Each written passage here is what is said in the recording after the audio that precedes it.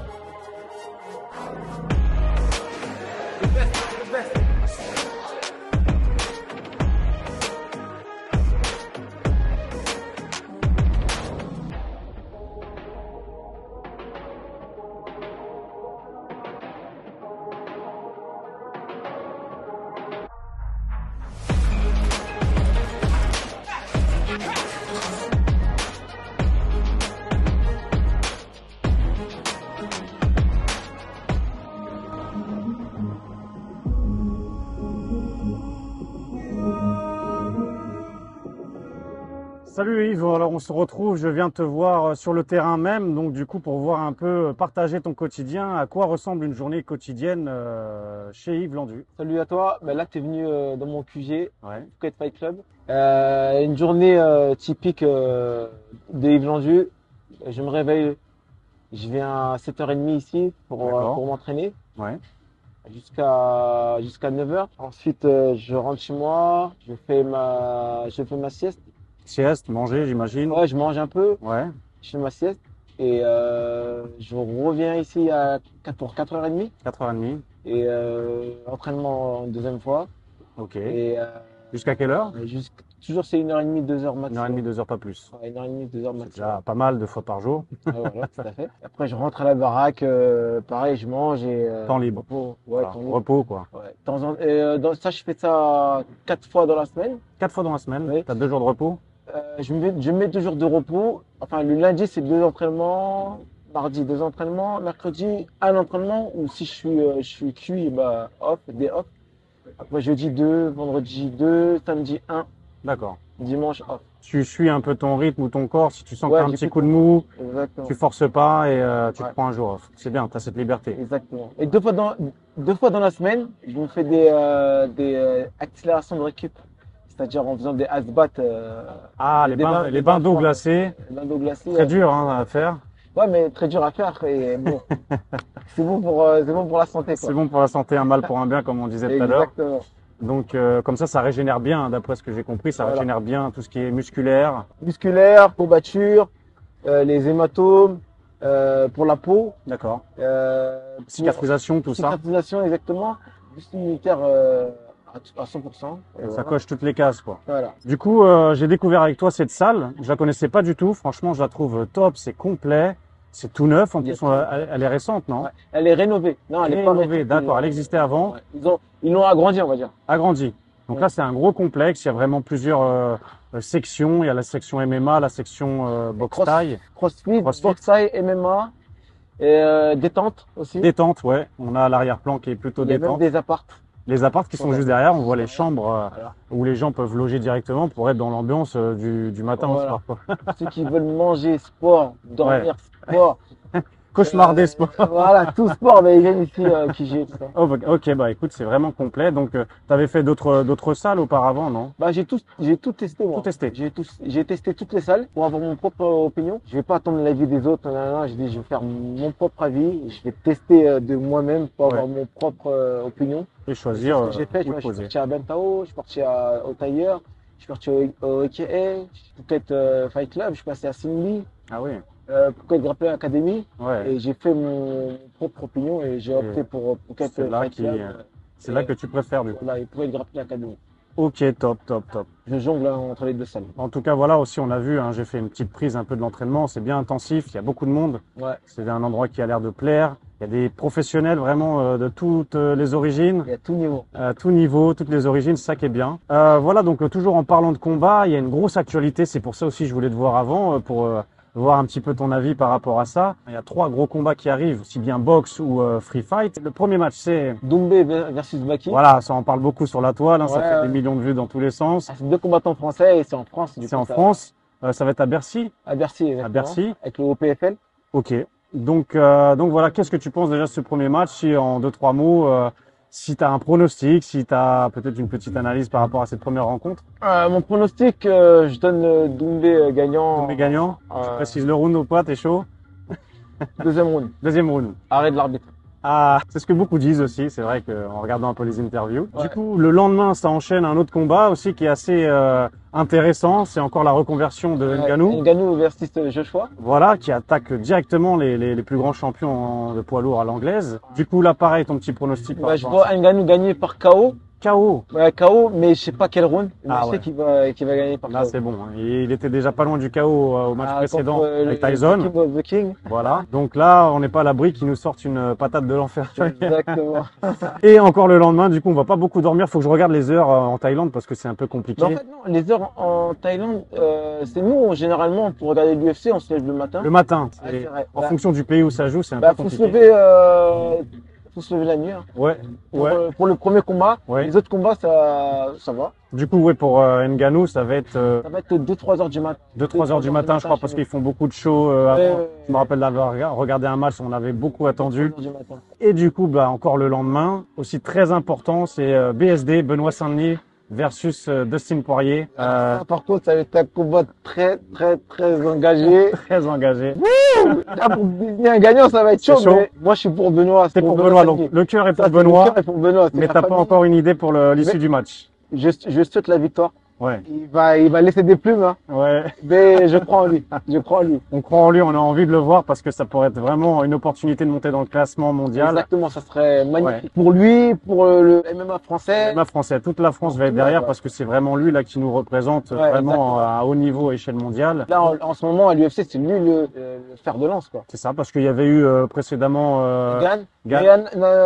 Et Nassourdine aussi. Ah oui, oui, oui. Il Ouais. est chaud Il est déterminé, on Mais sait. il lui donne pas aussi d'importance, De hype, France, comme on dit, ouais. de hype Ouais, que Benoît Saint-Denis, tu vois. ouais, ouais. Alors qu'il est en classement, il est devant, tu vois. Ouais. Dans les catégories des 84 kilos, des Ouais, ouais. catégories quand même Importante, chaudes, tu vois, ouais, dure. importantes. Ouais. Mais j'avoue que la 70, elle est très Très chaude, tendu, tu ouais. vois. Ouais. Du coup, c'est peut-être pour ça. Mais bon, il a fallu quand même, on est ensemble. Voilà, donc on va suivre ça ensemble en Thaïlande. Et puis voilà, bah, en tout cas, c'était sympa d'avoir ton avis là-dessus. Donc on se retrouve pour la suite de la vidéo au café pour continuer la vidéo et la conclure en annonçant, restez bien jusqu'à la fin, 2 exclus que Yves va nous balancer. Donc restez bien jusqu'à la fin de la vidéo. Exactement. À tout de suite.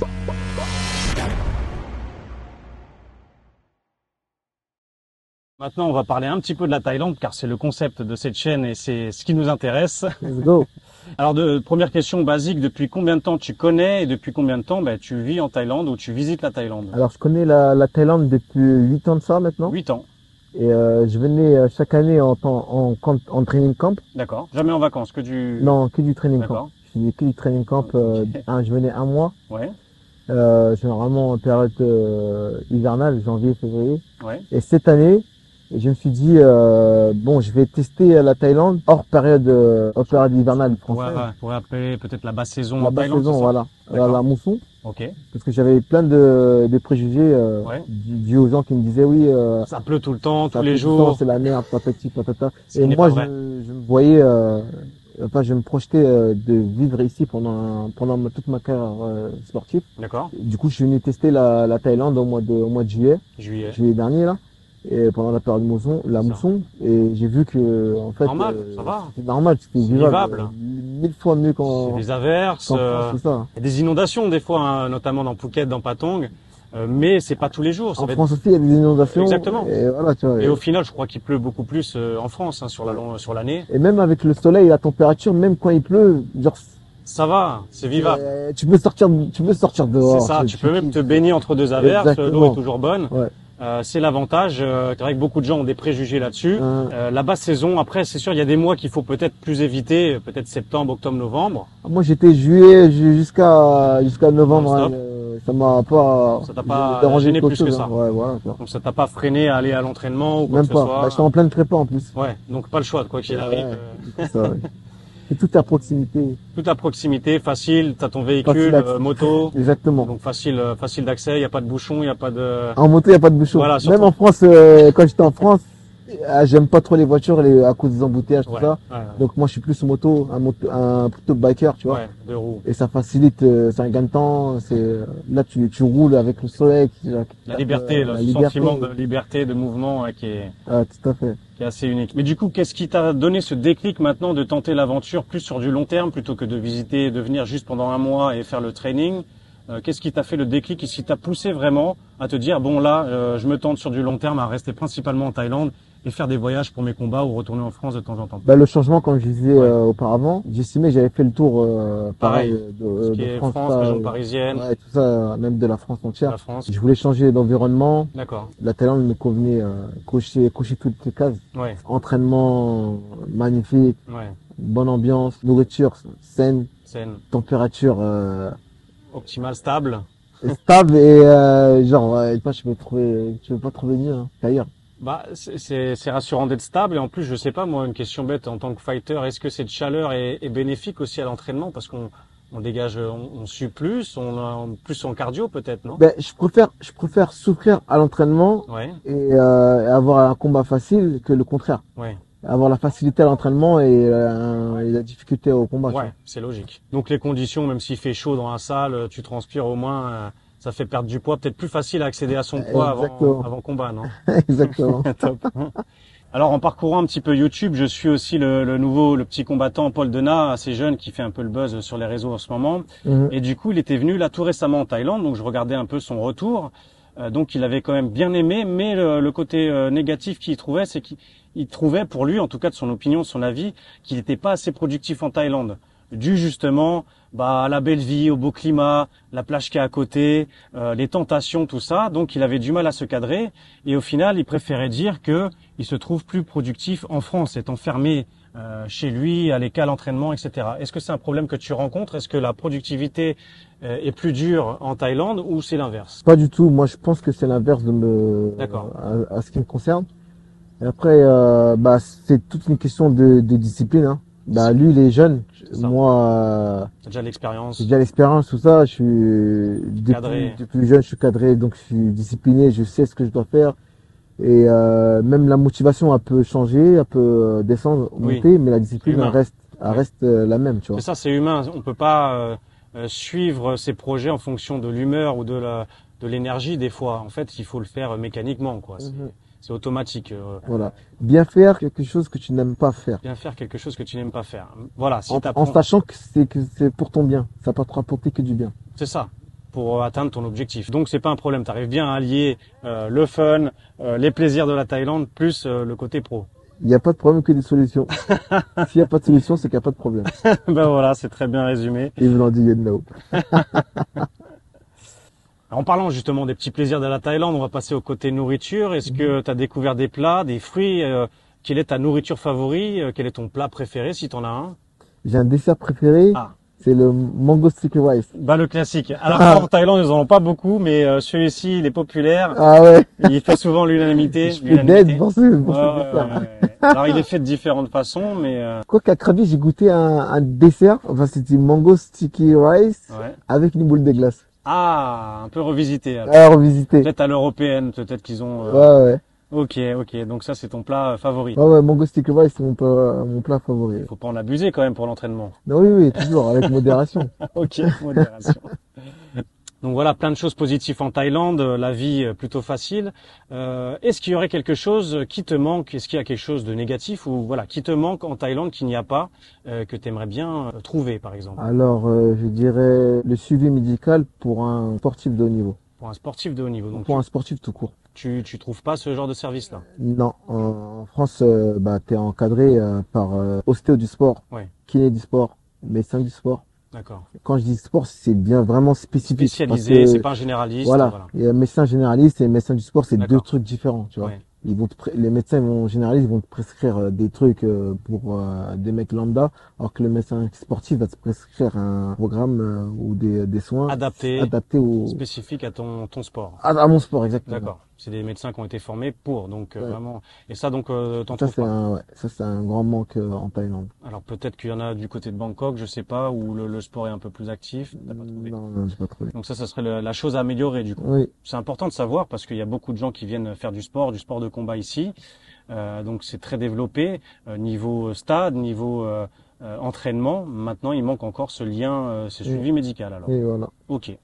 Alors du coup, une question que j'aime bien poser, c'est quel est ton meilleur souvenir, ta meilleure expérience en Thaïlande? Est-ce que tu as quelque chose à nous partager qui t'a marqué? La gentillesse des Thaïlandais, D'accord. l'hospitalité, le paysage. Je voyage peu. Ouais. Depuis que ça fait 8 ans que je viens en Thaïlande. Mais tu restes J'ai- toujours au même Je endroit? reste toujours au même endroit. J'ai pour un but, C'est entraînement. ça, priorité. Ok. Là, j'ai eu plus de temps, vu D'accord. que j'ai pour optique de m'installer. J'ai fait Krabi. Krabi? Je suis parti en moto. Oui, donc J'ai ça fait- combien? 3 heures? 3 heures de route, tu vois. Super. Et c'est pas 3 heures de route, j'ai kiffé le paysage. Quand tu vois le paysage, tu vois, c'était magnifique. Et j'ai même pas vu les 3 heures passer.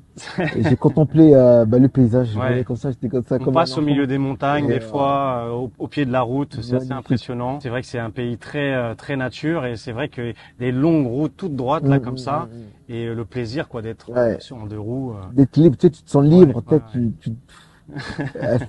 Donc un plaisir déjà pour y aller, mais là-bas aussi tu as apprécié sur place? Ouais. Après, le paysage là-bas, les plages, les lieux secrets, les coins cachés, la plage, comme tout, vu que c'est une île, on va dire. Ouais, ouais. Et franchement, donc l'hospitalité des Thaïlandais, que ce soit ici ou partout dans Thaïlande, Ouais. le paysage, qui te et marque. la ville et Krabi, Et Krabi, principalement, qui est une...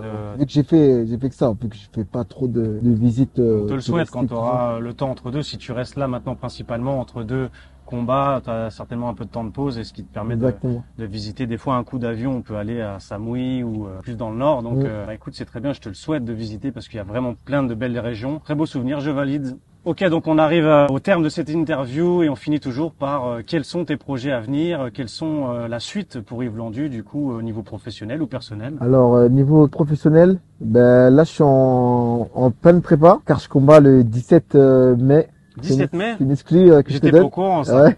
C'est une excuse, tu veux dire, pour JTPT. Une excuse. Donc, le 17 mai, Ouais, je combats le 17 mai au Bellator au Bellator, à Paris, à Paris, domicile. à domicile, Ça va être le Quelle salle Fuego à Bercy, à Bercy. à l'Arena, Accor Arena. Grosse pression. Non, Non. c'est bon, Détente là maintenant. À la Je suis en thaïlandaise. Thaïlande, à la Ça Thaïlandaise vaille, ça maintenant.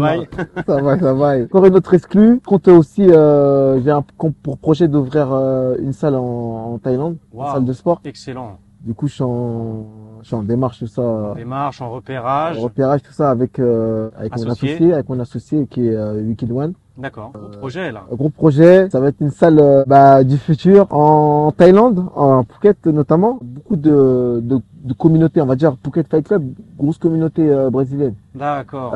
Bantao, grosse communauté Russe. américaine, russe, c'est un D'accord. peu un truc comme ça. Américaine, russe. Au Tiger, tu sais, de l'Est, Kazakhstan, russe, Tchétchène. Tchétchène, tout ça. Ouais. Phuket Grappling Academy, anglais, D'accord. irlandais, tout ça. Et donc, tu veux en venir qu'il manque le côté Ouais, il français. manque le côté français. Voilà. C'est ce que tu voudrais instaurer, du Voilà. coup, même si ça serait ouvert à tout le monde. Ouais, c'est pas communautaire, non, je suis pas communautaire. Pas Moi, je suis communautaire, ouvert, mais à tout c'est le vrai monde. que les Français aiment bien retrouver des commerces français, des restaurants français. Ils se sentent plus à l'aise, la communication est plus facile. Exactement. Donc se sentir un peu chez soi en Thaïlande, ça fait toujours du bien, hein, même sans être, comme tu dis, communautaire. T'as tout C'est dit. l'histoire d'être à l'aise et de partager ton expérience, ton savoir, avec ton nom qui commence à être gravé dans le MMA, donc c'est important. Bah écoute, c'est incroyable, beaucoup de pain sur la planche, comme on pourrait dire. Et puis je reviendrai te voir dans ce cas-là, en espérant te voir sur place dans cette salle. Je m'en rappellerai parce que tu es parmi mes premières interviews. On reviendra sur place, te donner de la force si on peut. Avec plaisir. Et, Avec plaisir, t'es le bienvenu. merci. Vous êtes les bienvenus. Super, voilà. Donc tout ce qui est à propos de Yves Landu, je vais vous mettre les liens dans la description, ses réseaux sociaux. Et puis voilà, suivez-le, comme ça vous allez être au courant de son actualité. Vous allez voir que c'est un combattant spectaculaire, toujours agréable, toujours le sourire. C'est ça que j'adore. J'aime bien interviewer ces personnes-là, toujours dans un esprit positif, autour de la Thaïlande. Merci Yves Landu d'avoir Merci à répondu toi, Nico. présent alors que tu étais en pleine préparation. Oh, c'est rien. Merci pour ton temps, c'était ton seul jour off. Ouais. Donc voilà, Des off, des off. j'espère que je te l'ai pas trop interrompu. Je te souhaite bonne continuation. Merci On se à tient au toi. courant, on reste connecté. Donc merci d'avoir regardé jusqu'au bout pour cette deuxième interview. Rendez-vous en Thaïlande avec Yves Landu. Donc merci, je vous donne rendez-vous à très bientôt pour la prochaine. En attendant, il y a le JT chaque dimanche. Prenez soin de vous. Ciao.